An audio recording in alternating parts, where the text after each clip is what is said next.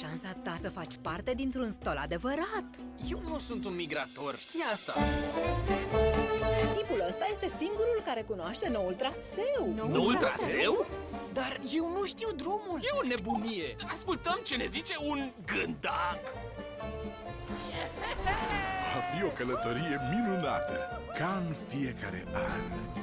De ce toate stolurile celelalte zboară în direcția opusă? Ce ciudat! Hei băieți, nu cumva știți în ce direcție e Africa? Mișcă-te, Minicol! Caută-ți alcool! Suntem conduși de un tântalău. Oh, nu! E o călătorie mare. Când te gândești la pericolele de pe drum. ce e asta? Sunt complet inutil. Am condus o familie întreagă în direcția greșită. E un impostor!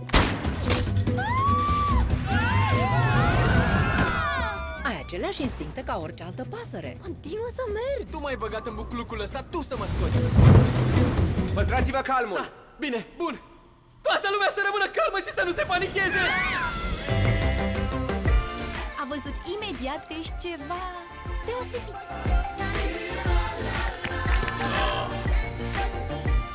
Strângeți liniile, călători, și noi trebuie să ajungem în Africa!